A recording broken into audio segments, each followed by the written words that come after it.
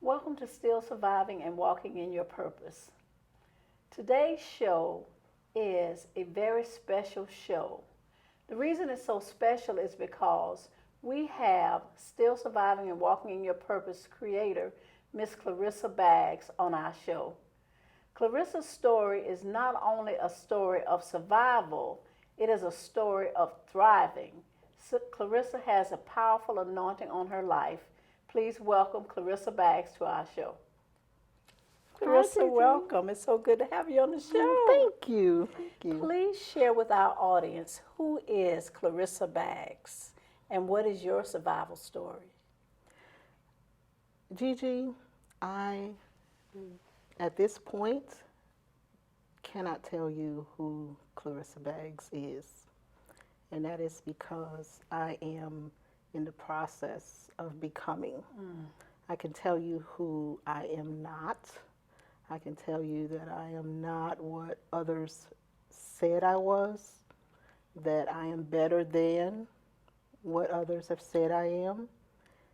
The future will tell who I am eventually, but right now I am in process and I'm becoming who I will be.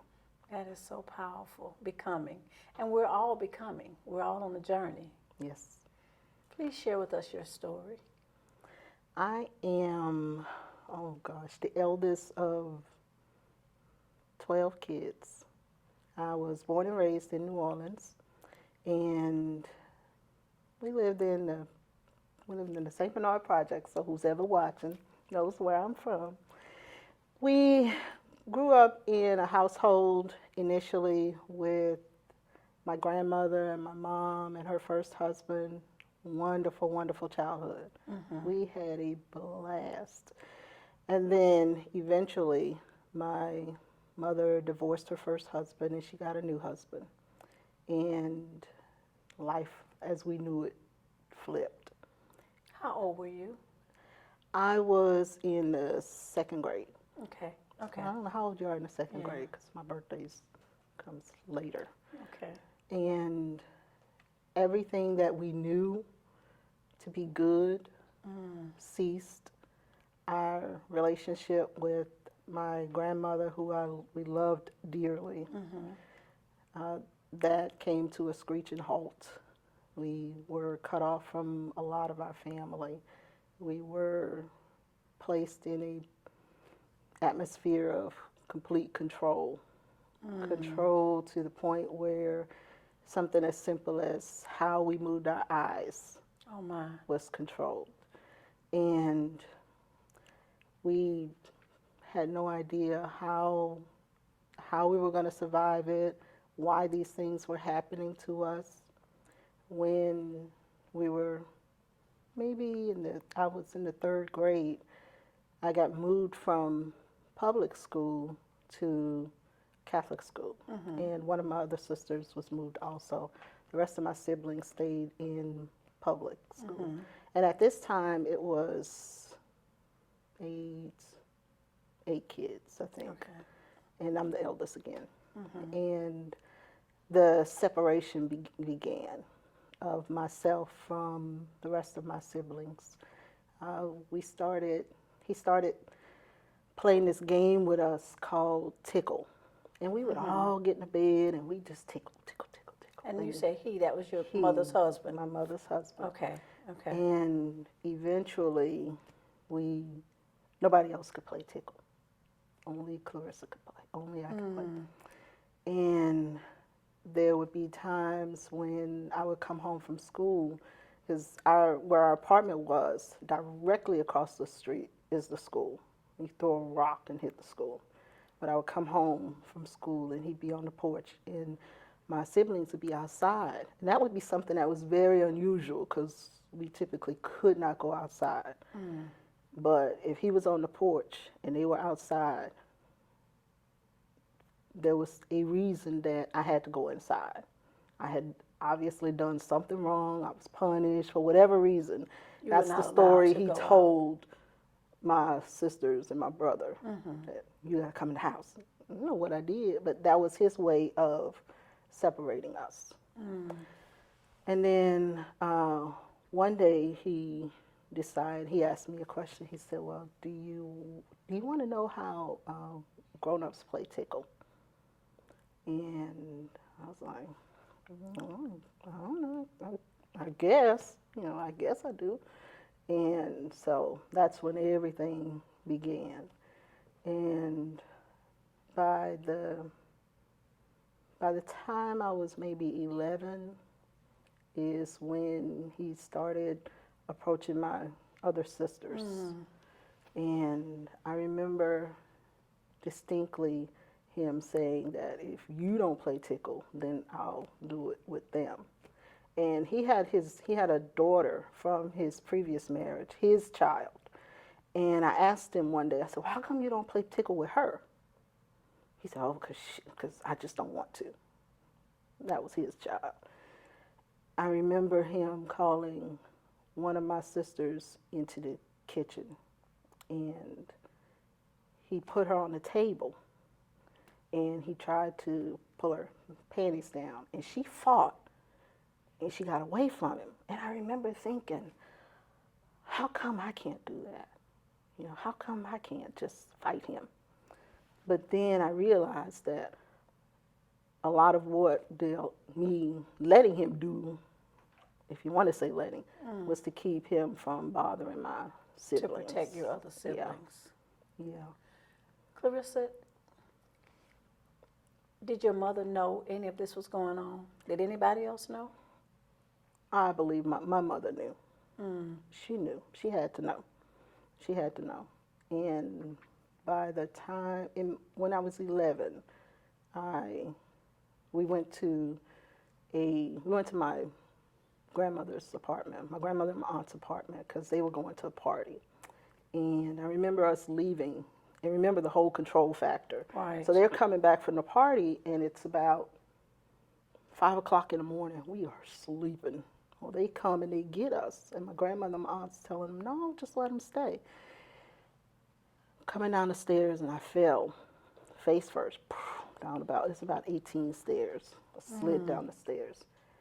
And as chance would have it, not long after that, my belly started growing. Oh, my. And so my mom used that as a way to say, oh, well, she just has a tumor. Jesus. She has a tumor. And I remember having to go to the doctor. And at this time, there was no such thing as HIPAA. Yeah, right. Privacy Act. There was no such thing. And she took me to the doctor, and the doctors had me in the room, and they were listening to my stomach. Now, again, I'm 11 years old. I had not had my period. And they're listening to my belly. Call another doctor, and they're listening to my belly. And they, I got to go pee in the cup. And they called me. They sent me in the room, and it's a house. The doctor's office is a house. The waiting room is a living room. All these people are in the living room when the doctor comes out. Now, backing it, before I tell you what happened in that living room, just backing it up a little bit, he had to know that I was pregnant, because he had a Bible, and he brought the Bible to me. And he said, you have to put your hand on the Bible. He says, and you have to swear that if anybody asks, if anybody touched you, you have to say your Uncle so-and-so did. Now, this Uncle so-and-so was his brother. This uncle, I tell you, Gigi, as nice as he could be to us, this man never looked sideways at us. But that's what I was made to do. So when I'm in the doctor's office, and the doctor comes out, the nurse comes out, and she tells my mom I'm pregnant in front of all these people. My mom says, well, how'd you get, what do you mean you're pregnant? Who bothered you? And she's just ranting and raving and just putting on this show. And I said, Uncle so-and-so. Oh, he had to have done something. What did he do? He must have threatened you. And the worst thing I could possibly think that this man could have done was hit me. I said, well, he said he was going to punch me. I couldn't think of anything bad that this man would have done, you know. So, long story short, she went through all of her rigmarole. She's going to kill him. And then when she finally finds out that that's not him, then my stepfather has to have his punishment was that he had to have a vasectomy.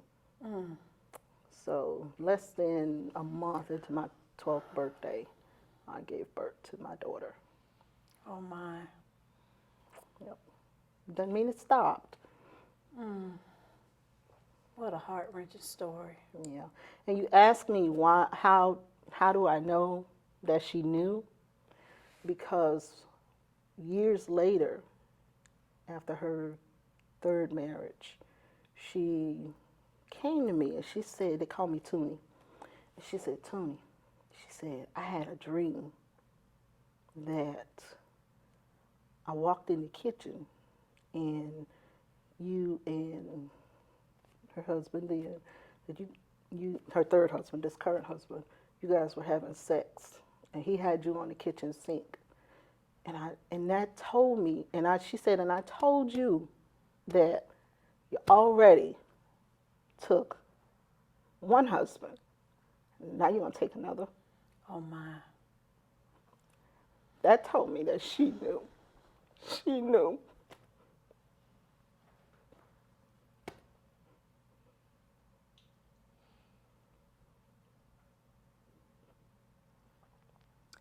It breaks my heart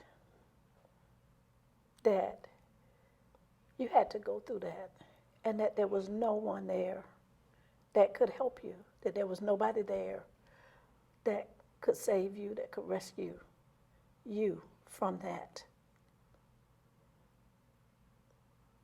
But you survived. Yep, I did. Glory to God. We give glory to God that you survived, that you were able to survive, and that you're here to share that story of being able to go through terrible, terrible circumstances that no child should have to suffer through and still survive. Why do you tell your story now? You know, there are a lot of people who I found have experienced the same, similar, and sometimes worse situations. And I know that for me, growing up, I didn't know anybody who did. And because nobody talks about it. Correct. If they did, nobody said anything. So there was nobody for me to think, okay, well, this person went through this, but they came out okay. And I knew that there were so many people out there suffering, and I knew that I was going to be okay. I didn't know it all the time. If you had told me 5 years from now that I would be here in this space, I would never have believed it. But I also know that there's this thought that in order to move on, or in order to survive, or as you say, thrive, that you have to go through this forgiving process. And I don't necessarily believe that in all cases, and I'm not at a point where I feel like I need to forgive either of them. And the reason I say that is because had all of those things not happened, I would not be able to affect other people's lives now. Had those things not happened, I would not have my daughter, and I wouldn't trade her for the world. I wouldn't have my grandkids. I wouldn't have all the things that came with it. So I had to go through all of that in order to get what I needed to get out of it and in order to be able to bless other people. You know, I've said before that, you know, when you think about the flowers and that the beautiful flowers you see and the food you eat, the wheat that's grown, the vegetables that's grown, most of the time that is fertilized with poop. And we gotta go through all of that sometimes to get the beauty out of what life really has to offer us. So I'm not at a place where I feel like if I don't forgive them, then I'm not gonna be able to move on. I think that God used all of that in order to use me to be able to bring forth not only still surviving and walking in your purpose, but to be able to affect people's lives on a personal level and to make change where change needs to be made and to give voice to people who at some time or feel like they don't have a voice. What a powerful, powerful testimony. You know, it's been said that the things that don't kill us make us stronger. And we know that there are millions and millions of survival stories out there. Some like Clarissa's, some even worse than Clarissa's. But we know that by persevering and pressing on, that those things that have happened to us, those bad things, those negative things, those things that have happened to us can be used to bring light into the darkness and to help others. So we thank Claresa for sharing her story of survival with us, because we know that it is through the testimony that deliverance comes and that healing comes. Claresa, thank you so much for sharing your story with us. Thank you. Thank you, thank you, thank you. We're going to be back with Miss Claresa Baggs in just a moment. You've been hearing a lot about Everest lately, but you probably haven't heard this. We're now not-for-profit, which means we're driven by a different set of numbers. We're driven by the number of skills learned, the number of resumes written, spell-checked, and sent, the number of interviews, of doors opened, and happy phone calls received, and the number of places you can go from here. At Everest, our priority is making sure our graduates leave with the skills and confidence they need to launch their careers. Begin your future at everest.edu. I'm Shevonica M. Howell, EDS MBA. Guess what I love? Teaching. I love it so much that I opened my own private school, Academy of Scholars, Inc., Motivation for Learning. We focus on the whole child, their upbringing, their community, and their household by teaching and sharing doable and realistic goals. Come take a tour. 6620 Arlington Expressway, 32211. Again, I'm Shevonica. Thank you. Are you tired of being sick and tired, stuck in the cycle of the same old, same old? If yes, then it's time for you to embrace your metamorphosis. I am Monique Rogers, the CEO and founder of Metamorphosis Women's Encounter. Check out our website to see what workshops and services we offer for you to create a life you desire and deserve. Thank you. We are back with Still Surviving and Walking in Your Purpose show creator, Miss Claresa Baggs. Claresa, after hearing your story, I fully understand why still surviving and walking in your purpose is so important. Listening to your story, it helps all of us to realize that there are stories and circumstances and situations that we don't have a clue about, things that are going on every day in people's lives. We see people walking around every day. We think we know their story, and we have no idea. I have heard many stories doing these interviews, and none of them have touched my heart the way your story has. It helps me to understand why, because my question for you was going to be, why did you create Still Surviving and Walking in Your Purpose?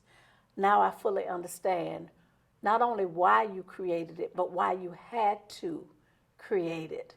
Your story is another example of using that pain and turning that situation around to be able to help someone else. Yes. I know that because you have surrendered your story into God's hands to be used to be a blessing, I know that God is going to continue to use you in ways that we cannot even begin to imagine. Tell us what else is going on with Claresa Baggs. I hope that this talk show will touch many, many lives. I hope that some of the goals of it will really take root. For instance, increasing empathy. Yes. There's a lot of lack of empathy in the world today. People, to your point, cast judgments on people thinking because of what they think they know. Even when it comes to me, when people find out that I have a daughter as close to my age as I do, their first reaction is, oh, you must have been hot in the butt. Oh, when I was that young, I wasn't thinking about boys. And it's all aspersions and it's all condemnation. Careless comments. And condemnation because I apparently, at 11 years old, did something wrong. I did something wrong. Nobody ever asked, who is this guy? Well, who's her father? Who is this person? Who is responsible? Yeah, nobody ever asked that. Their initial response is, You what were did to you blame. do? Yes.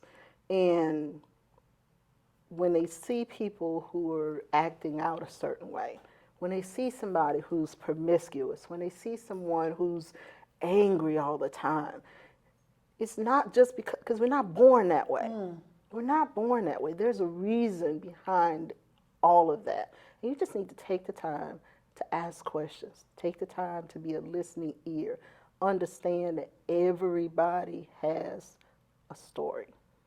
Everybody. You just need to listen, and that will save so many lives. It will impact so many lives in a positive sense. We'll have a much better experiences throughout our lives if we just take the time to consider others, consider their feelings, consider what might be happening instead of just talking. Claresa, thank you so much for sharing your story with us. But not only that, thank you so much for creating Still Surviving and Walking in Your Purpose. We know that through this show, lives are going to be changed. Yes. And you said it, that we will develop the empathy to understand that other people are going through things as well, to listen and to be patient and to not pass judgment on others. Reality is none of us look like what we've been through. Yes. So because we don't know another person's story, we should not be so quick to judge one another. Claresa, thank you again. Thank you, Gigi. We will be back with Dr. Mia Wilson with some additional resources.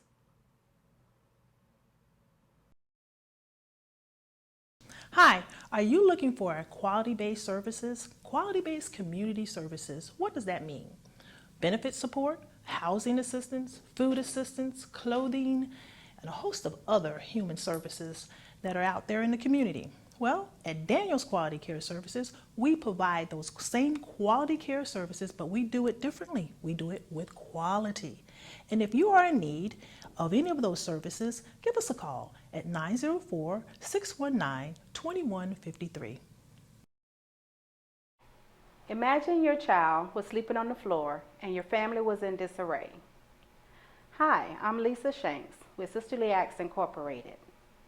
We build bridges beyond barriers to give your family food, shelter, clothing, the things that they need to overcome obstacles. You can reach us at www.sisterlyactsinc.com or 904-999-2368.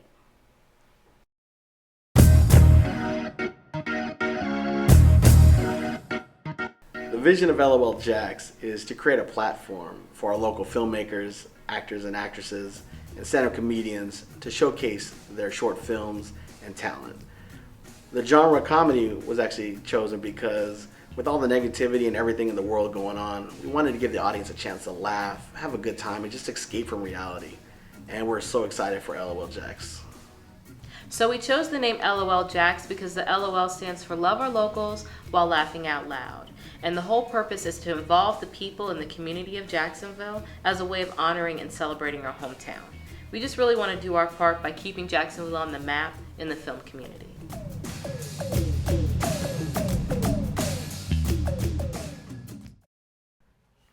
We are back with Dr. Mia Wilson. Dr. Wilson, welcome back to our show. Thank you. After hearing Claresa's story, you know, it's really hard to hear stories of abuse, especially of children.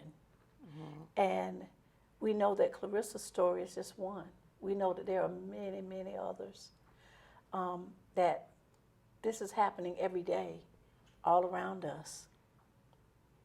What can we do about it? What can be done?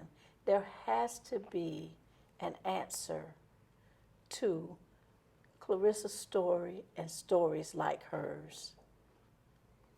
I think the most powerful weapon against abuse is to tell.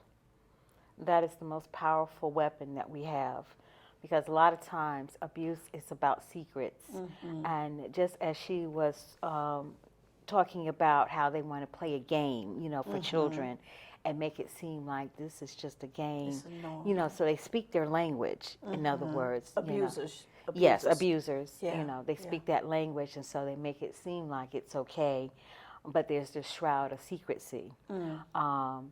You know, one of the things is, even if you know about it, to tell somebody. Mm-hmm. We have a lot of resources. You know, we have Department of Children and Family, and I know a lot of times people can be hesitant and say, well, I don't want the family to get in trouble.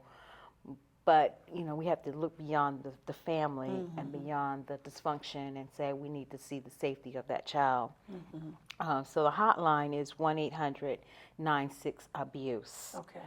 It's a 24-hour hotline. You can call it. You can go on the website, www.myfloridafamilies.com.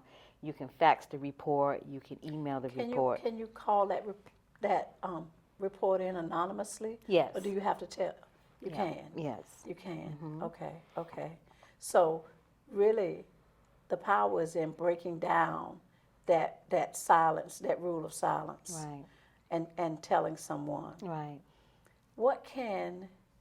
How much power does a person have that knows? Is that the only thing that they can do? Can they just call and wait for the authorities to come in and do something? Or... Right. I mean, you can even have the child with you. You know, what we're looking at is being able to have that child to be safe, so that they don't grow up with the hurt and the shame. Because when you're talking about sexual abuse, mm-hmm. you're talking about really distorting that child's sexual development mm-hmm. and causing a lot of confusion right. in their lives. Right. You know. Mm-hmm. So even as they get to be adults, even if they come out of that abusive situation, mm-hmm. they still come out with the scars. Because you're talking about trauma. Right. You know, anytime you're mm-hmm. talking about any kind of abuse, you're talking about control and about, that is traumatizing to the victim. Mm-hmm. So we have several centers. We have the Victim Services Center. We have children's agencies that can help the child, getting them into counseling as soon as possible. Exactly. Uh-huh. Get them involved in some healthy sports, activities, mm-hmm. hobbies, being able so that they can have an outlet. You know, we have what's called sublimation, where you can be able to express yourself through artistic means, through mm-hmm. drawings, through music, through poetry, short stories, mm-hmm. just anything to be mm-hmm. able to tell your story. To be able to tell your story. Mm-hmm. To be able to tell your story. Dr. Wilson, thank you so much for sharing those resources with us. You're welcome. One thing Dr. Wilson said was that there are ways to tell your story. And I would say to anyone that's dealing with any type of abuse, don't continue to be silent. There is help out there for you, but in order to get that help, you have to tell someone. Use the resources that Dr. Wilson has provided. Confide in a friend or a neighbor, but make sure you tell someone. We have to break that code of silence that is allowing abuse to continue. Thank you for watching Still Surviving and Walking in Your Purpose.